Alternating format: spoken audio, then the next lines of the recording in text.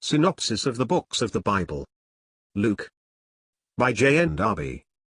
New Testament. The Gospel of Luke. Introduction. The scope of Luke's Gospel: the mediator, the Son of Man revealing God in delivering grace. The Gospel of Luke sets the Lord before us in the character of Son of Man, revealing God in delivering grace among men. Hence the present operation of grace and its effect are more referred to, and even the present time prophetically, not the substitution of other dispensations as in Matthew, but of saving heavenly grace.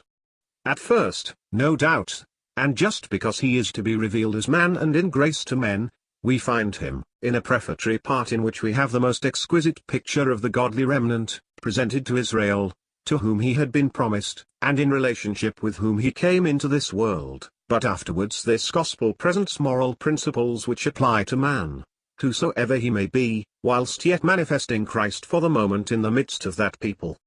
This power of God in grace is displayed in various ways in its application to the wants of men.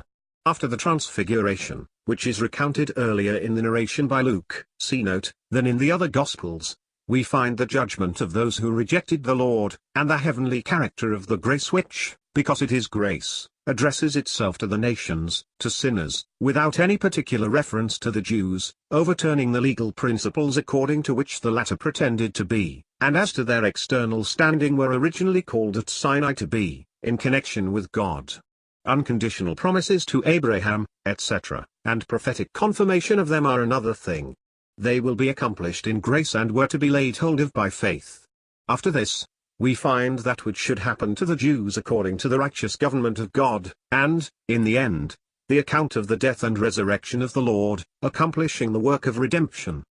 We must observe that Luke, who morally sets aside the Jewish system, and who introduces the Son of Man as the man before God, presenting him as the one who is filled with all the fullness of God dwelling in him bodily, as the man before God, according to his own heart, and thus as mediator between God and man, and center of a moral system much more vast than that of Messiah among the Jews.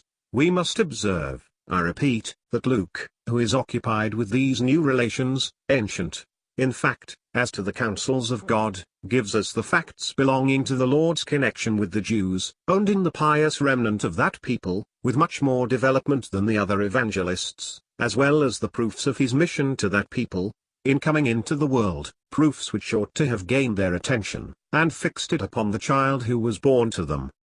Note. That is, as to the contents of the Gospel. In the Luke 9 his last journey up to Jerusalem begins, and thence on to the latter part of the 18th, where, verse 31, his going up to that city is noticed. The evangelist gives mainly a series of moral instructions, and the ways of God in grace now coming in. In Luke 18 verse 35 we have the blind man of Jericho already noticed as the commencement of his last visit to Jerusalem. End of note. Christ set forth as a man on earth. In Luke, I add, that which especially characterizes the narrative and gives its peculiar interest to this gospel is, that it sets before us that which Christ is himself. It is not his official glory, a relative position that he assumed.